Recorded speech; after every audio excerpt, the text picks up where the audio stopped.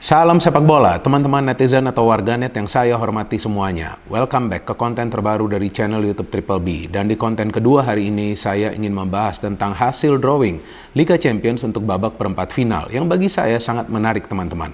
Yang pertama, kita tahu perempat final adalah antara Real Madrid versus Chelsea. Nah, ini tentu adalah sebuah kejutan bagi saya. Saya gak menyangka bahwa Real Madrid akan kembali ketemu Chelsea seperti musim lalu kan. Dua tim ini bertemu di babak perempat final. Pada saat itu saya ingat Madrid bisa menang di Stamford Bridge dengan skor 1-3. Tapi ketika di Bernabeu hampir saja Chelsea itu melakukan comeback loh teman-teman kan. Sebelum Real Madrid bisa mencetak gol di babak extra time. Sehingga secara agregat mereka unggul tipis dengan 1 gol.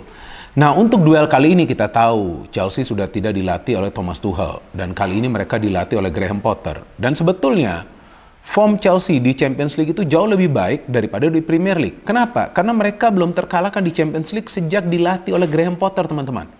Satu-satunya kekalahan Chelsea di Champions League itu adalah di pertandingan pertama mereka lawan Zagreb ketika masih dilatih oleh Thomas Tuchel. Sedangkan Real Madrid, kita melihat performanya masih sama seperti musim lalu.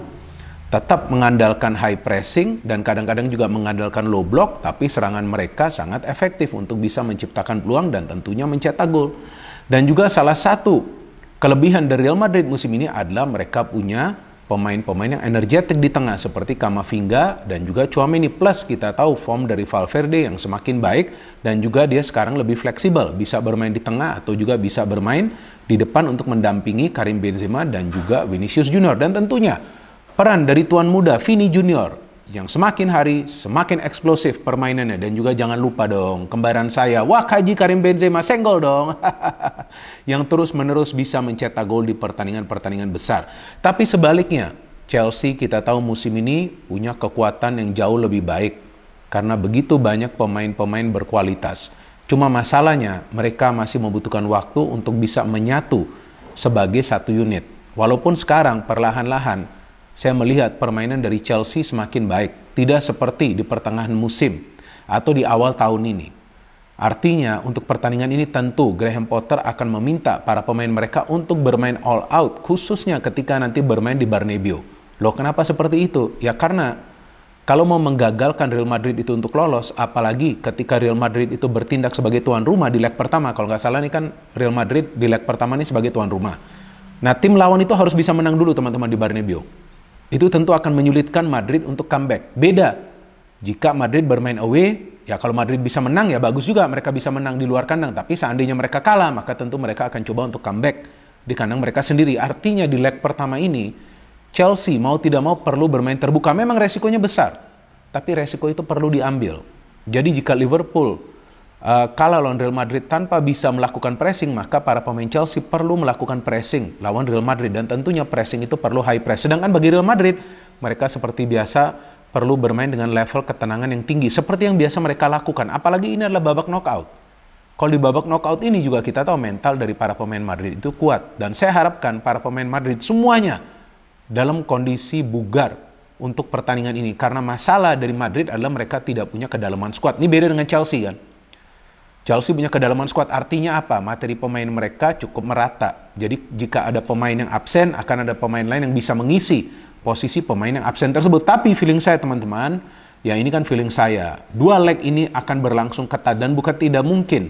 Nanti di leg kedua, pertandingan atau pemenang akan ditentukan melalui babak perpanjangan waktu.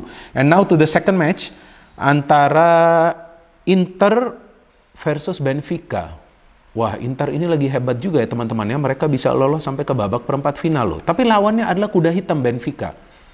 Benfica formnya lagi bagus banget nih teman-teman. Pelatih mereka tuh Roger Schmidt ya.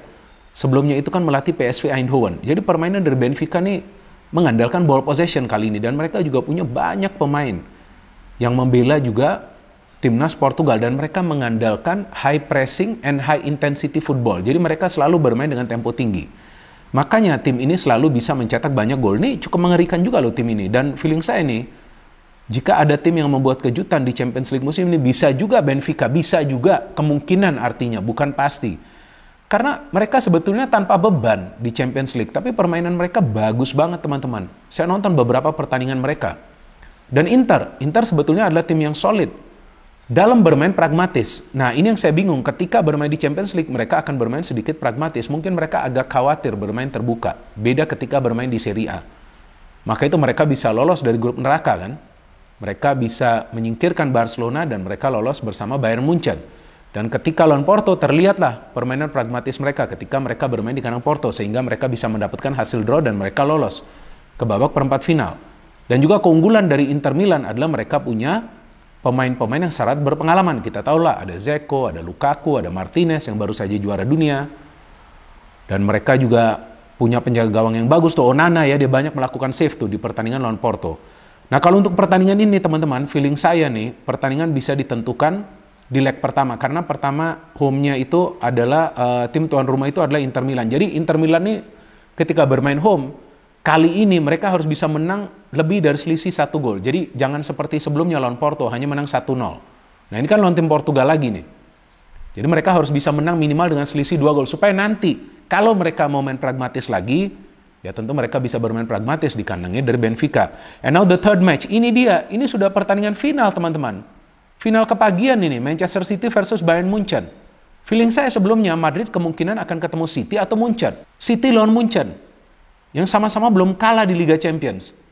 Yang sama-sama produktif. Tapi bedanya, bahwa Munchen punya banyak sekali pemain yang bisa mencetak gol, beda dengan City yang kita tahu lebih banyak mengandalkan Erling Haaland. Walaupun second line dari City itu memang kreatif.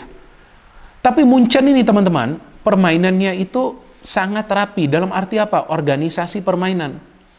Nah teman-teman lihat saja ketika mereka build up attack, mereka tidak akan terburu-buru untuk mengalirkan bola ke lini depan. Dan dua fullback mereka itu bermain seperti winger. Tiba-tiba bisa berada di ruang pertahanan dari tim lawan. Artinya apa? Sulit sekali untuk menebak pola serangan dari Bayern Munchen.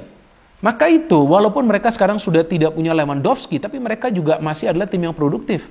Lihatlah cara mereka menyingkirkan Paris Saint-Germain. Dan sekarang mereka punya juga penjaga gawang pelapis yang bagus, Jan Sommer. Jadi seandainya Neuer tidak bisa turun, maka sudah ada Sommer juga yang bisa bermain. Dan mereka punya banyak pemain muda juga, salah satunya Musiala ini ya, pemain yang bagus. Ada Sané, ada Mane, ada Gnabry, wah banyak sekali pilihannya. Ada Muller, jangan lupa nih. Nah kita tunggu juga nih, apalagi nanti konten yang akan dibuat Muller nih. Karena kali ini kan lawannya kan Manchester City. Biasa dia kan ngeledek atau ngejek si Messi ya, terus kemudian dia ngejek juga Paris Saint-Germain. Nah ini seru juga nih, kita tunggu apa cyber yang akan dia lakukan nih sebelum lawan Manchester City. Dan Manchester City juga jangan diremehkan. Oke lah, memang mereka belum bisa sukses di Champions League. Tapi kan tim ini sekarang sudah menjadi raja dari Liga Inggris. Sudah beberapa kali menjadi juara. Dan mereka sekarang punya Erling Haaland. Erling Haaland itu di pertandingan sebelumnya lawan Leipzig. Teman-teman lihat deh. Dia tuh sebetulnya gak banyak mendapatkan suplai bola. Tapi dia bisa mencari ruang di pertahanan tim lawan ketika ada situasi scrimmage atau kemelut. Dan dia bisa mencetak 4 dari 5 gol yang dia cetak di pertandingan Leipzig itu dari second ball atau bola pantulan. Nah itu gak gampang loh bagi seorang striker.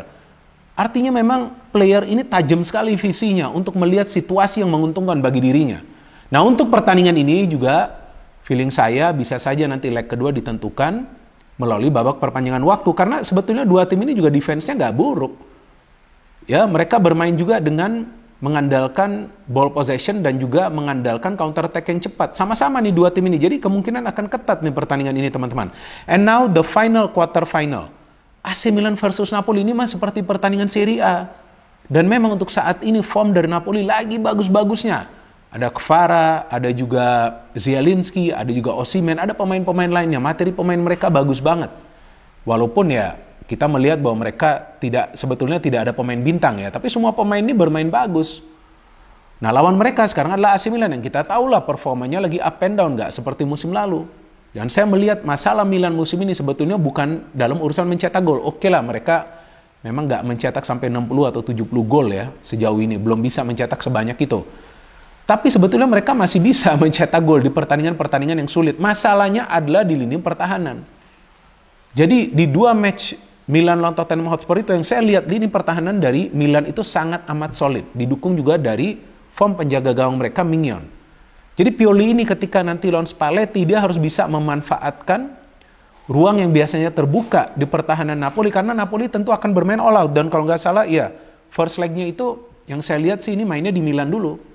Nah, artinya first leg ini, kalau Milan mau lolos ke babak semifinal, mereka harus bisa meraih kemenangan, teman-teman. Kalau nggak, wah berat banget. Tapi the problem is, Napoli nggak pernah bermain bertahan. Kekuatan mereka itu adalah di lini depan. Betul, faktanya mereka belum banyak kemasukan gol. Kenapa? Karena para pemain tim lawan itu sibuk menangani serangan dari para pemain Napoli. Maka itu mereka adalah tim produktif. Tim yang paling produktif dari Italia. So this will not be an easy game for AC Milan. Tapi Milan kita tahu adalah tim yang jarang menyerah, teman-teman. Jadi ini juga bukanlah duel yang mudah bagi Napoli. Dan bisa juga dua pertandingan ini ya, Munchen lawan City dan juga Milan lawan Napoli, serta Real Madrid lawan Chelsea itu ditentukan di leg kedua melalui babak perpanjangan waktu. Nah, prediksi dari teman-teman atau feeling dari teman-teman seperti apa? Silakan kalian bisa memberikan komentar kalian di bawah konten ini. Dan seperti biasa sebagai Madridista, memang saya tentu akan support Real Madrid, tapi saya tidak pernah jumawa. Nah, kita tunggu apakah Real Madrid bisa lolos atau tidak ke babak semifinal. Tentu ini juga adalah pertandingan yang sulit bagi Real Madrid ya teman-teman. No hate, no politics, only football. Salam sepak bola.